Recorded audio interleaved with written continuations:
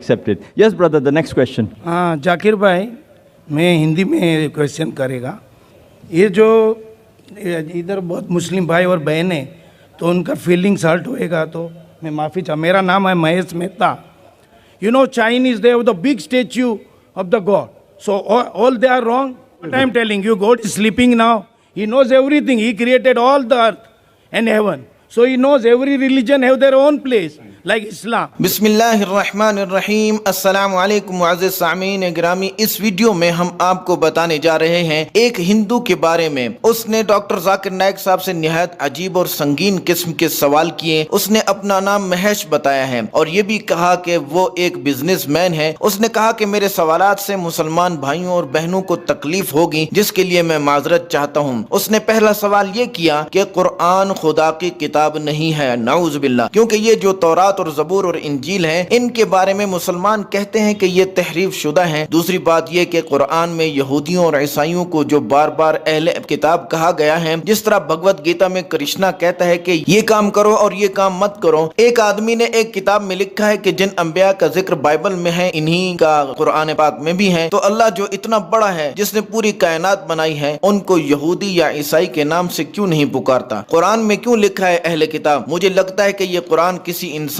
ने लिखा है। उस शख्स ने कहा कि मेरा दूसरा सवाल ये है कि मैंने 50 ममालिक का सफर किया है। कुरान और हदीस में बुतों की पूजा हराम है, लेकिन आप देखें कि ईसाइयत में, हिंदू मत में और दूसरे मज़हब में सब में बुत परस्ती है। और उस शख्स ने ये सवाल भी किया कि इतने ज्यादा लोग चीन और इंडिया में बुतों की पूजा कर रहे हैं, क्या तुम्हारा खुदा सो रहा है? नाउज़ बिल्लाह। जबकि मुसलमान तो सिर्फ 15 से 20% हैं पूरी दुनिया में, तो क्या बाकी तमाम लोग गलत हैं? सिर्फ मुसलमान सही हैं? नाजरीन, जवाबात की तरफ बढ़ने से पहले वीडियो को लाइक करें और हमारे चैनल को सब्सक्राइब करके बेल आइकन पे जरूर क्लिक करें। डॉक्टर जाकिर नाइक साहब ने सवाल को दोहराने के बाद फरमाया कि भाई ने कहा कि मुसलमान कहते हैं कि बाकी आसमानी कुतुब तहरीफ शुदा हैं और कुरान यहूदियों को कहता है कि ए अहले किताब। तो ये जो वाज़े तौर पर कौमों का नाम नहीं लेता, तो क्या कुरान भी इंसानों ने नहीं लिखा? डॉक्टर जाकिर नाइक साहब ने फरमाया कि भाई अगर आप मेरी पिछली नशिस्त में आए होते, इसका मौजू था कि क्या कुरान खुदा के अल्फाज हैं। इसमें मैंने तफसील से बात की है कि कैसे मोहम्मद सल्लल्लाहु अलैहि वसल्लम को नबी बनाया गया। लेकिन आपके सवाल के हवाले से कि कुरान कहता है कि ए अहले किताब, इसका मतलब है कि ये किसी इंसान ने लिखा है। अगर आप कुरान मजीद का तज्जिया करें तो कुरान में 25 पैगंबरों के नाम आए हैं और इन पैगंबरों में से ज्यादातर यहूदी थे और यही नाम बाइबल में भी आए हैं। कुरान में ऐसी बहुत सी जगह हैं जहां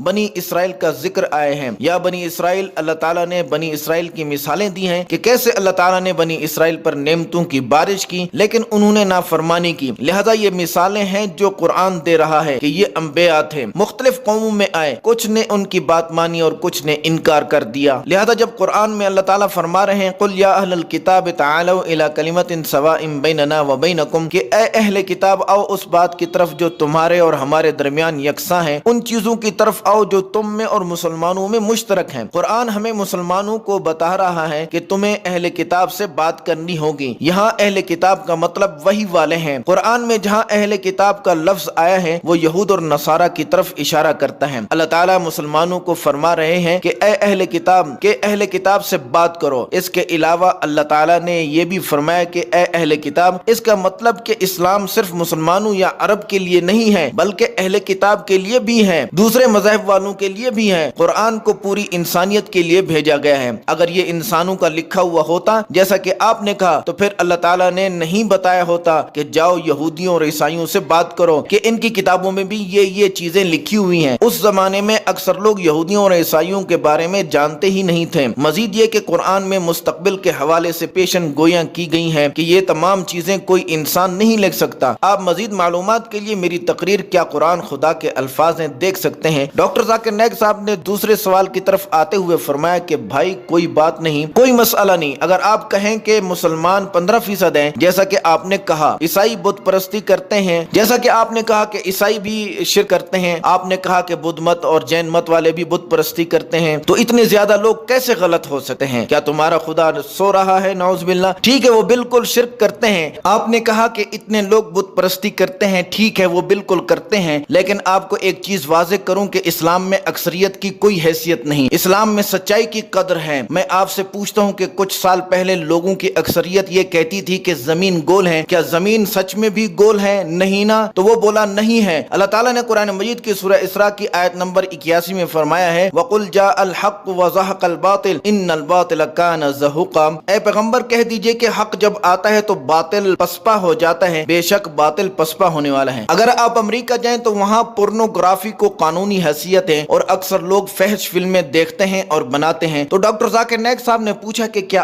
آپ پورنوگرافی کو مانتے ہیں، یعنی کیا فحش فلمیں دیکھنا درست ہے یا فحش فلموں میں کام کرنا بہتر ہے؟ تو مہیش نے جواب نہیں دیا۔ In America, pornography is legalized.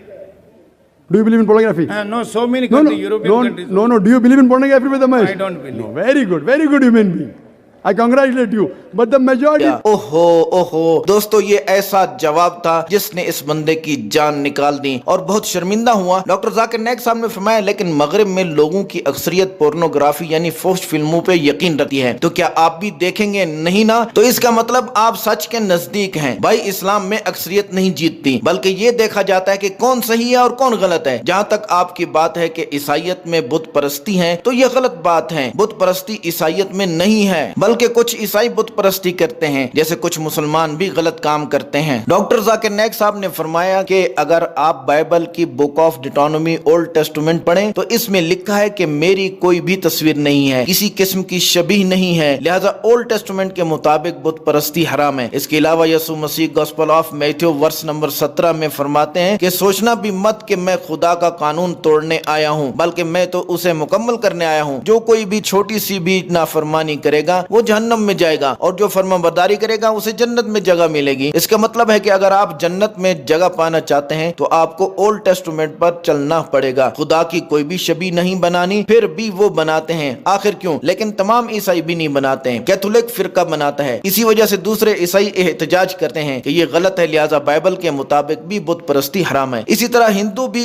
بتوں کی پوجا کرتے ہیں، جبکہ میں نے پہلے بھی کہا تھا کہ یہ ویداس میں لکھا ہے کہ خدا کی کوئی تصویر نہیں ہے، نہ ہی کوئی بت پرستی ہے اور نہ ہی اس کا کوئی بت ہے۔ ڈاکٹر ذاکر نائک صاحب نے مہیش سے پوچھا کہ بھائی کیا آپ بتوں کی پوجا کرتے ہیں؟ مہیش نے کہا جی ہاں میں کرتا ہوں۔ پھر تو آپ ویداس کے مخالف جا رہے ہیں۔ ڈاکٹر ذاکر نائک صاحب نے فرمایا مہیش نے کہا کہ یہ اس لیے کیونکہ میں تمام مذاہب پر یقین رکھتا ہوں۔ ڈاکٹر ذاکر نائک صاحب نے کہا کہ بھائی اگر آپ تمام مذاہب پر یقین رکھتے ہیں تو اس کا مطلب کہ آپ ہندو مت کی پیروی نہیں کر رہے ہیں۔ مہیش نے کہا کہ کیا خدا سو رہا ہے؟ اسے تو سب پتا ہے، اس نے سب کچھ بنایا ہے، تو اسے پتا ہے کہ ہر مذہب کی اپنی جگہ ہے، جیسے کہ اسلام۔ جواب میں ڈاکٹر ذاکر نائک صاحب نے فرمایا کہ آپ کی اس بات کا جواب قرآن میں ہے۔ اللہ تعالیٰ نے سورہ بقرہ کی آیت نمبر 255 میں فرمایا اللہ لا الہ الا هو الحی القیوم لا تأخذہ سنۃ ولا نوم، کہ اللہ وہ ذات ہے جو ہمیشہ سے زندہ ہے، ہمیشہ زندہ رہے گا اور نہ ہی تو اسے نیند آتی ہے اور نہ ہی اونگ، یعنی اللہ کو سونے کی ضرورت نہیں ہے۔ مجھے اور آپ کو سونے کی ضرورت ہے لیکن اللہ کو نہیں۔ اللہ تعالیٰ نے قرآن مجید میں واضح طور پہ فرمایا کہ اگر وہ چاہتا تو تمام انسان مسلمان ہو سکتے تھے، اللہ تعالیٰ کو صرف کن بولنے کی ضرورت ہے۔ لیکن یہاں ہمارا امتحان ہے ہم سب کا، اگر خدا چاہے تو وہ آسانی سے آپ کو بت پرستی سے دور کر سکتا ہے، لیکن اللہ تعالیٰ انسانوں کو آزمانا چاہتا ہے۔ اللہ نے ہمیں اصول بتا دیے، اب ان اصولوں کو مانے یا نہ مانے۔ ڈاکٹر ذاکر نائک صاحب نے فرمایا کہ رہی آپ کی بات کہ آپ تمام مذاہب کو مانتے ہیں، تو آپ نہ ہی اسلام کو مان رہے ہیں اور نہ ہی عیسائیت کو اور نہ ہی ہندو مت کو، نہ ہی بدھ مت کو۔ بدھ مت میں کہاں لکھا ہے کہ بت بناؤ اور بتوں کی پوجا کرو؟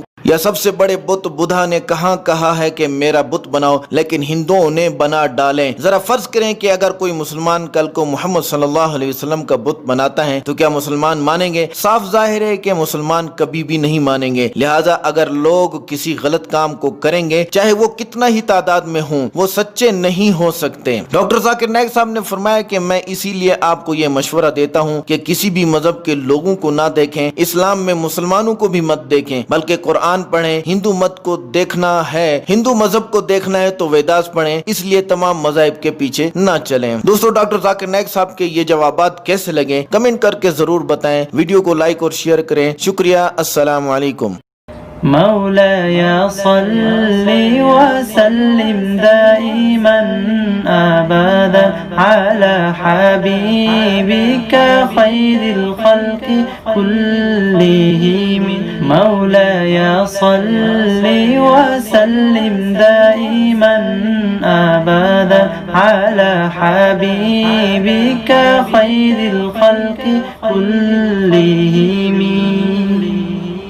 محمد سيد الكونين والثقلين